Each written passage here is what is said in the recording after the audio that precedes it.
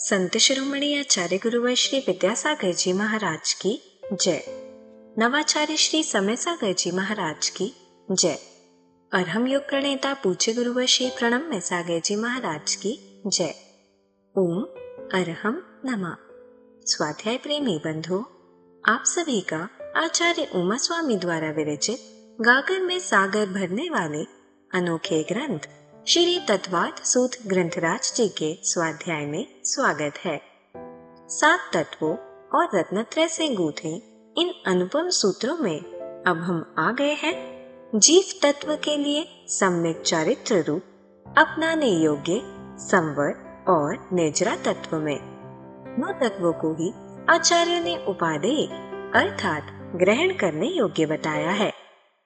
और अब हम अपने अतिशय पुण्य फल से इस उपादेय विज्ञान अध्याय 9 के स्वाध्याय में जिनेंद्र भगवान द्वारा बताए गए वास्तविक मोक्ष मार्ग अर्थात दिगंबर साधु की चर्या को जानेंगे। जो नए स्वाध्याय प्रेमी अब हमारे साथ जुड़ रहे हैं, वह पुराने स्वाध्याय के छूटने का विकल्प न करें। निश्चिंत भाव से स्वाध्याय करें। मुनिश्री की सरस सरल वाणी में उन्हें यह जटिल विषय भी बड़ी आसानी से समझ में आ जाएगा। स्वाध्याय प्रारंभ करने से पहले हम अध्याय 9 का सूत्र पाठ कर लेते हैं ताकि हम इन्हें कंठस्थ कर सकें। यदि आपने पिछले अध्यायों की मौखिक सूत्र पाठ परीक्षा नहीं दी है तो भी आपको यह पाठ अवश्य करना चाहिए और इन्हें कंठस्थ करने का प्रयास करना चाहिए। मोक्ष मार्गस्य नेतारं भेत्तारं कर्म भूव्रतां ज्ञातारं विश्वतत्त्वानां वन्दे तद्गुणलब्धये। आश्रम निरोधः संवरः स गुप्ति समिति धर्मानुप्रेक्षा परिसहजय चारित्रहि तपसा निर्जरा च सम्यग् योग निग्रहो गुप्तिः ईर्याभाषैषणादान निक्षेपोत्सर्गा समितयः उत्तम क्षमा मार्दवार्जव शौच सत्य संयम तपस्त्यागा किंचन्य ब्रह्मचर्याणि धर्मः अनित्या शरण संसारैकत्वा न्यत्वा शुच्यास्रव संवर निर्जरा लोक बोधि दुर्लभ धर्म स्वाख्या तत्वानुचिंतन मनुप्रेक्षाः मार्गाच्यवन निर्जरार्थम परिषोडव्याः परीशः क्षुत पिपासा शीतोष्ण दंश मशक नाग्न्यारति स्त्रीचर्या निषद्या शय्या क्रोश वध याचना लाभ रोग तृण स्पर्श मल सत्कार पुरस्कार प्रज्ञा ज्ञाना दर्शनानि सूक्ष्म सांपराय छदमस्त वीतरागयोश चतुर्दश एकादश जिने बादर सांपराये सर्वे ज्ञानावरणे प्रज्ञा ज्ञाने दर्शन मोहांतराययो रदर्शना लाभौ चारित्र मोहे नाग्न्यारति स्त्री निसद्या क्रोश याचना सत्कार पुरस्काराः वेदनीये शेषाः एकादयो भाज्या युगपदे कस्मिन्नई कौन विंशतेः सामायिकच्छेदोपस्थापना परिहार विशुद्धि सूक्ष्म सांपराय यथाख्यात मिति चारित्रम् अनुशनाव मौदर्य वृत्ति परिसंख्यान रस परित्याग विविक्त शय्यासन कायक क्लेशा वायम तपः प्रायश्चित्त विनय वैयावृत्त स्वाध्याय व्युत्सर्ग ध्यानान्युत्तरम नव चतुर्दश पंच द्विभेदा यथाक्रमं प्राक ध्यानात् आलोचना प्रतिक्रमण तदुभय विवेक व्युत्सर्ग तपश्छेद परिहारोपस्थापनाः ज्ञान दर्शन चारित्रोपचाराः आचार्योपाध्याय तपस्वी शैक्ष्य ग्लान गण कुल संग साधु मनोज्ञानाम् वाचना पृच्छनानुप्रेक्षाम्नाय धर्मोपदेशाः बाह्याभ्यन्तरोपद्यो उत्तम सहननस्यैकाग्रचिन्ता निरोधो ध्यान मान्तर मुहूर्तात् आर्त रौद्र धर्म्य शुक्लानि परे मोक्ष हेतु आर्त ममनोज्ञस्य संप्रयोगे तद विप्रयोगाय स्मृति समन्वाहारः विपरीतम मनोज्ञस्य वेदनायाश्च निदानं च तदविरत देश विरत प्रमत्त संयतानाम् हिंसा नृतस्तेय विषय संरक्षणेभ्यो रौद्रमविरत देश विरतयोः आज्ञापाय विपाक संस्थान विचयाय धर्म्यम् शुक्ले चाद्ये पूर्वविदः परे केवलिनः पृथक्त्वैकत्व वितर्क सूक्ष्म क्रिया प्रतिपाति विपरीत क्रिया निवर्तीनि त्रिएक योग काय योगा योगानाम एकाश्रये सवितर्क विचारे पूर्वे अविचारम द्वितीयम वितर्कः श्रुतम विचारोर्थ व्यंजन योग संक्रांति सम्यक दृष्टि श्रावक वीरतानंत वियोजक दर्शन मोह छपकोप समकोप शांत मोह छपक क्षीण मोहजिना क्रमशो संख्ये गुण निर्जराः पुलाक बकुश कुशील निर्ग्रंथ स्नातकाः निर्ग्रंथाः संयम श्रुत प्रतिसेवना तीर्थ लिंग लेश्योपपाद स्थान विकल्पतः साध्याः इति तत्वार्थ सूत्रे 9वां। पूज्य मुनि श्री कहते हैं कि सिर्फ सूत्र के पाठन से ही हमारी विशुद्धि कई गुना बढ़ जाती है। तो आइए अब हम चलते हैं उपादेय विज्ञान की कक्षा की ओर। मोक्ष मार्गस्य नेतारं भेत्तारं कर्म भूरतां ज्ञातारं विश्वतत्त्वानां वंदे तद्गुणलब्धये। देवादिदेव आदिम तीर्थंकर श्री ऋषभनाथ भगवान की, वर्तमान शासन नायक श्री वर्धमान महावीर भगवान की, परम पूज्य आचार्य गुरुवर श्री विद्यासागर जी महाराज की। मुनि महाराज के 2 गुण स्थान 6वां और 7वां। तो 7वें में नहीं होगा, कब होगा? 6वें में। अब ये दोनों गुण स्थान भी अंतर अंतर मुहूर्त से बदलते रहते हैं, लेकिन जब भी होगा ये आर्त ध्यान तो 6वें गुण स्थान में होगा, क्योंकि 6वें गुण स्थान में प्रमाद आता है और प्रमाद की जब तीव्रता हो जाती है तो कुचित आर्त ध्यान वहां पर भी संभव है। अन्यथा 7वें गुण स्थान में होने पर मुनि महाराज के लिए वो आर्त ध्यान तुरंत छूट जाएगा।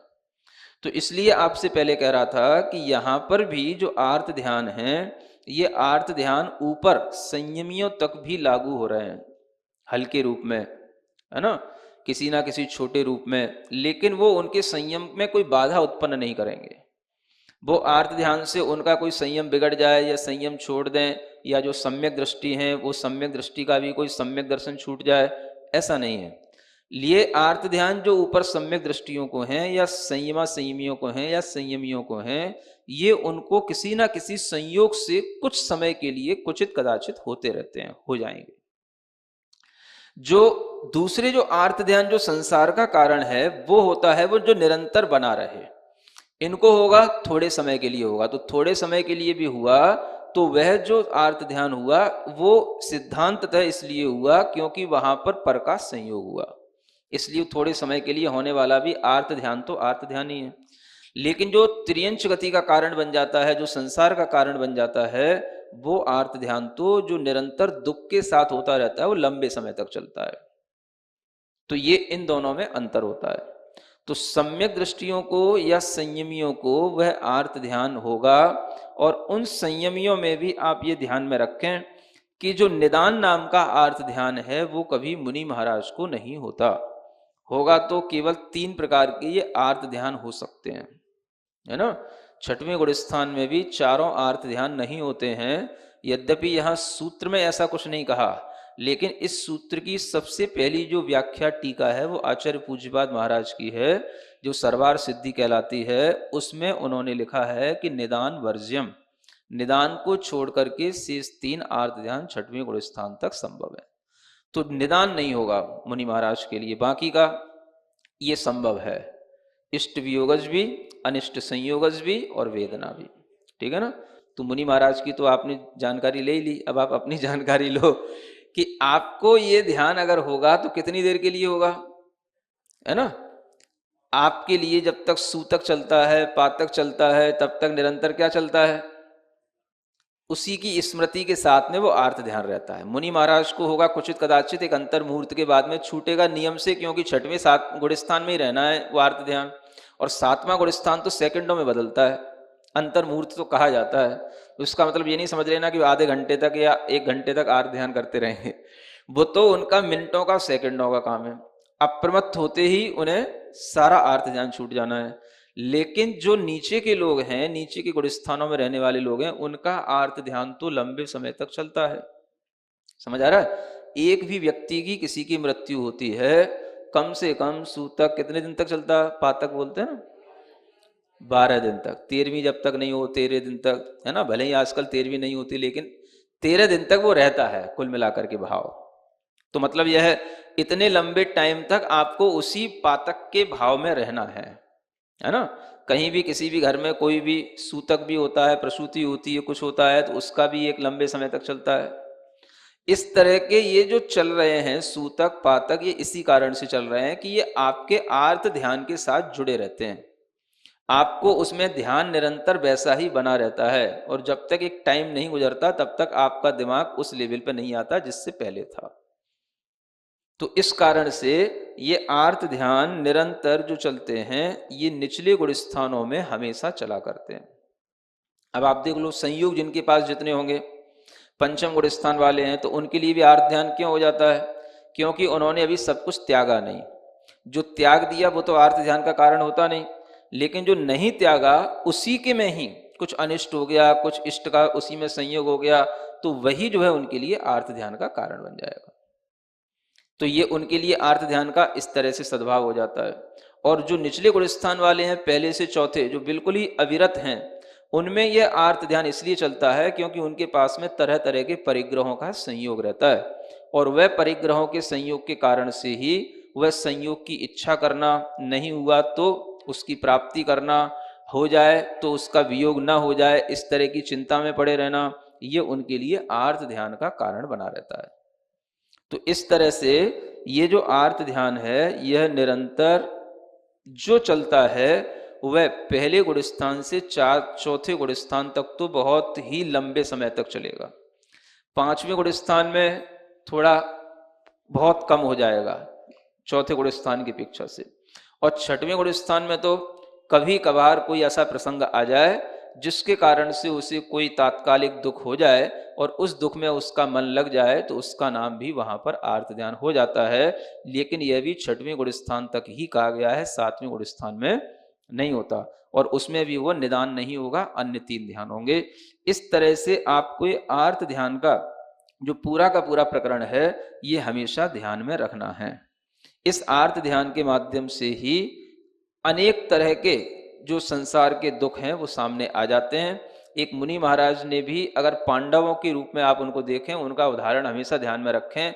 अगर उन्होंने इतना भी अपने मन में ध्यान कर लिया कि मेरे भाइयों का क्या हो रहा होगा, तो उनको चिंता पड़ गई, दूसरे की चिंता हो गई, भाइयों के दुख की चिंता हो गई। माने दूसरे की चिंता इतनी खराब है धर्म ध्यान के लिए, शुक्ल ध्यान के लिए, कि वो जो है संसार के लिए कारण बन जाती है। तो आप इस उदाहरण से समझें कि जब दूसरे की चिंता में एक मुनि महाराज के लिए भी मोक्ष रुक सकता है, तो दूसरे की चिंता में जो हम दूसरा हमेशा पड़े रहते हैं, उससे हमारे अंदर क्या क्या हो रहा होगा। समझ आ रहा है? उदाहरण इस तरह से जब उत्कृष्ट रूप से सामने होता है, तभी हमारे लिए अपनी वृत्तियां कुछ समझ में आ सकती हैं। तो इसलिए कहा गया है, हमेशा आत्मचिंता में जो लीन रहता है, अपनी चिंता करता है, उत्तमा आत्मचिंता स्यात्। आत्मचिंता करना उत्तम माना गया है। जो अपनी चिंता करेगा वही धर्म ध्यान करेगा। दूसरे की चिंता में कहीं ना कहीं क्या होता है? आर्त ध्यान होता है, क्योंकि दूसरा हमारे अनुरूप नहीं हो सकता है, हो भी सकता है, नहीं भी हो सकता है। जो अनुरूप होता है या अनुकूल होता है, उसकी भी चिंता पड़ी रहती है, कब तक रहेगा, कब तक ये अनुकूल रहेगा। तो ये भी अपने आप में आर्त ध्यान का कारण बन जाता है। तो जहां पर किसी भी तरीके से पर के साथ में अटैचमेंट हो गया, वहीं पर हमारे लिए आर्त ध्यान प्राप्त हो गया। इसलिए जितना हम स्व आश्रित होंगे, अपनी आत्म साधना में लगेंगे, उतना ही हम धर्म ध्यान में होंगे। इसलिए आचार्य कुंदकुंद देव ने भी कहा, जिनके लिए अपस्वभाव माने आत्म स्वभाव में जो लीन होते हैं, उनके लिए ये धर्म ध्यान निश्चित रूप से होता है। और यूं नहीं कहा कि पंचम काल में नहीं होता, इसी के लिए कहा कि भरत क्षेत्र में भी, इस पंचम काल में भी जो अपस्वभावे रदो, जो आत्म स्वभाव में रत हैं ऐसे साधुओं के लिए आज भी ये धर्म ध्यान होता है। तो आप ये जान करके चलें कि आत्म स्वभाव में लीन होने के लिए कोई काल हमारे लिए विडंबना का कारण नहीं है। इस पंचम काल में भी धर्म ध्यान करने के लिए पूरे पर्याप्त साधन उपलब्ध हैं, सब तरीके से, है ना, वातावरण भी अनुकूल हैं, किसी भी तरीके की कोई आपत्तियां हैं ही नहीं जिससे कि हम धर्म ध्यान में कोई अपने को बाधा महसूस करें। बस करने का मन होना चाहिए।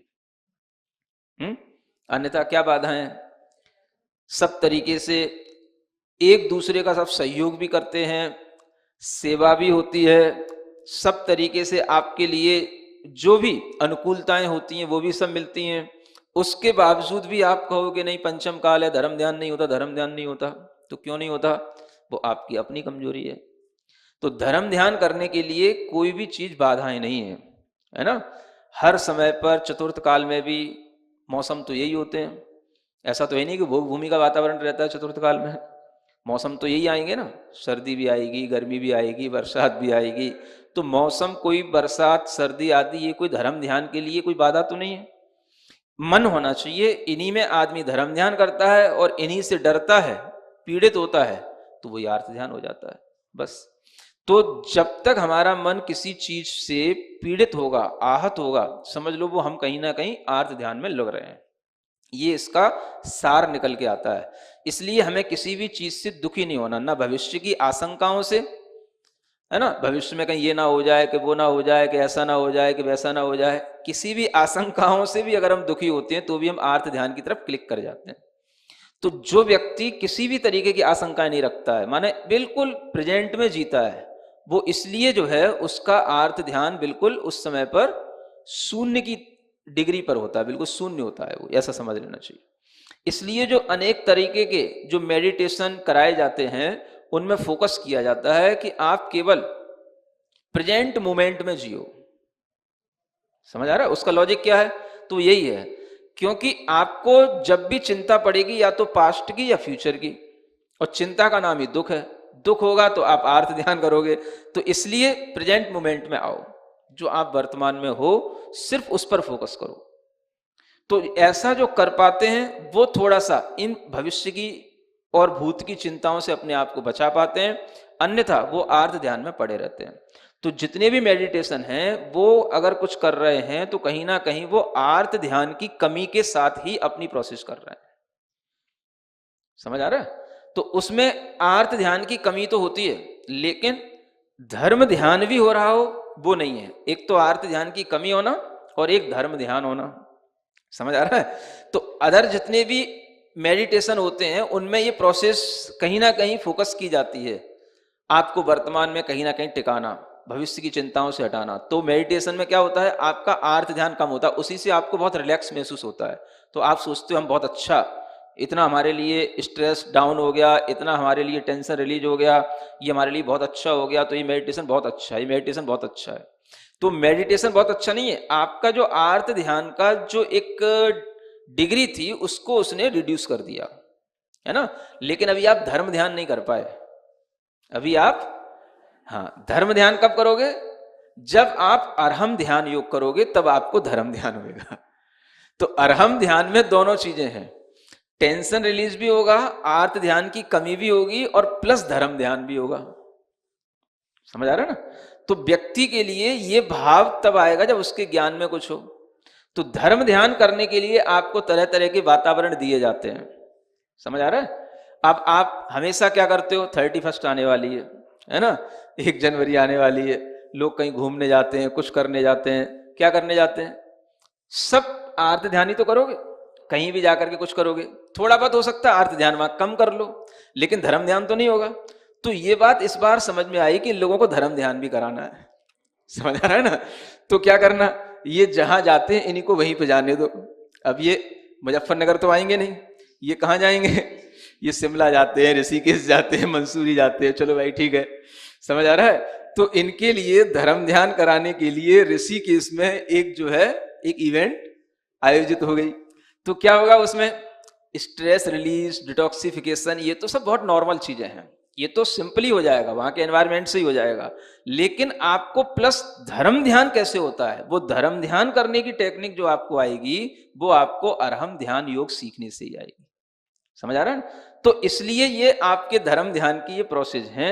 आपको पता ही नहीं पड़ेगा कि कब हमने आर्त ध्यान छोड़ दिया और कब हम धर्म ध्यान करने लग गए, और आपका स्वास्थ्य भीतर से, है ना, बिल्कुल भीतर से जो आपका जो मेंटली हेल्थ होती है वो बिल्कुल आपकी जो है एप्रोप्रिएट हो जाए, ये बड़ी चीज है, और ये केवल ध्यान से ही होती है। इसलिए मेडिटेशन अपने आप में एक बहुत बड़ी मेडिसिन है। समझ रहे हो? आज के इस कोरोना युग में तो सबसे बड़ी मेडिसिन क्या है? हाँ, कोरोना की भले वैक्सीन नहीं मिले आपको अभी तक, ना बनी ना बनेगी और ना कुछ काम की होगी, वो ये सब तो बेकार की बातें हैं। लेकिन ये मेडिटेशन जो है वो आपके लिए बहुत अच्छी वैक्सीन का काम करता है, ये आप अच्छे ढंग से फील कर सकते हो। इसलिए आप धर्म ध्यान करने के लिए अपना मन बना करके रखो, ठीक है ना? इतना ही पर्याप्त। ओम अरहम नमः। तो चलिए आज की कक्षा की एक क्विक रिवीजन कर लेते हैं। आर्त ध्यान के प्रकरण में हमने जाना जिसके पास जितने संयोग होते हैं उसे उतना ही आर्त ध्यान होता है। पहले से चौथे गुण स्थान तक अविरति होते हैं। उनके पास बहुत परिग्रह रहने से आर्त ध्यान लंबे समय तक चलता है। हमें अच्छा संयोग मिल जाए, जो मिला है वह छूट ना जाए, यह चिंता निरंतर रहती है। किसी की मृत्यु होने पर 13वीं तक पातक चलता है, तब तक उसी भाव में रहते हैं, उसी की स्मृति से जुड़कर आर्त ध्यान करते रहते हैं। 5वें गुण स्थान में थोड़ा त्याग हो जाता है, इसलिए परिग्रह कम होने से आर्त ध्यान भी कम होता है। जो है उसी में कुछ अनिष्ट होना उनके आर्त ध्यान का कारण बनता है। और 6वें गुण स्थान में कुछ तात्कालिक दुख में मन लगने से मुनि महाराज के आर्त ध्यान हो सकता है, पर उनके 6वें 7वें गुण स्थान सेकंडों में बदलते रहते हैं। अप्रमत्त होते ही उनका सारा आर्त ध्यान छूट जाता है। 6वें गुण स्थान से आगे आर्त ध्यान नहीं होता। आर्त ध्यान से ही संसार के दुख होते हैं। पांडवों के उत्कृष्ट उदाहरण से हम अपनी वृत्तियां समझ सकते हैं।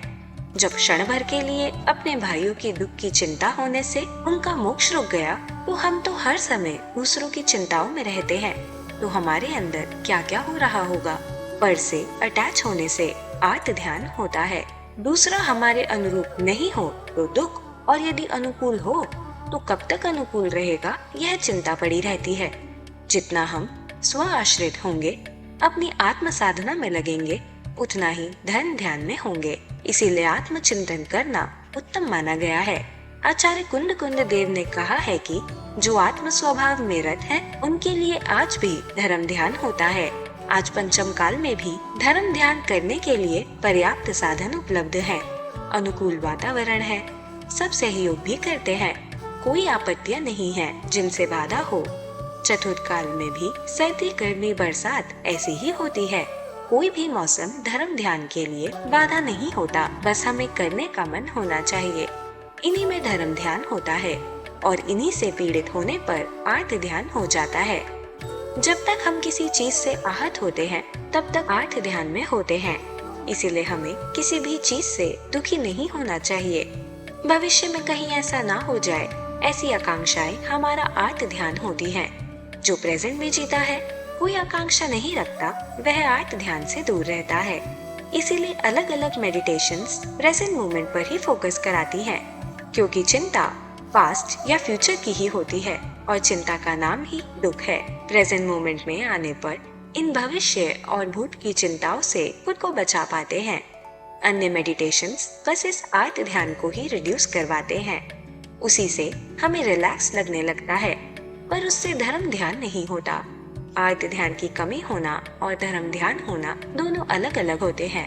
अरहम ध्यान योग में आर्त ध्यान की कमी होने से टेंशन भी रिलीज होता है और धर्म ध्यान भी होता है। हमें पता ही नहीं पड़ता कब आर्त ध्यान छूट जाता है और हम धर्म ध्यान में आ जाते हैं। इससे हम धर्म ध्यान करने की टेक्निक सीख सकते हैं। ध्यान से ही मेंटल हेल्थ, भीतरी स्वास्थ्य बनता है। मेडिटेशन मेडिसिन का काम करती है, जो कोरोना आदि बाहरी वैक्सीन से भी बहुत बड़ी होती है। इसीलिए हमें धर्म ध्यान करने के लिए अपना मन बनाकर रखना चाहिए। तो चलिए अब हम सभी जनवाणी स्तुति करेंगे और तत्पश्चात समय होगा आज के सवाल का।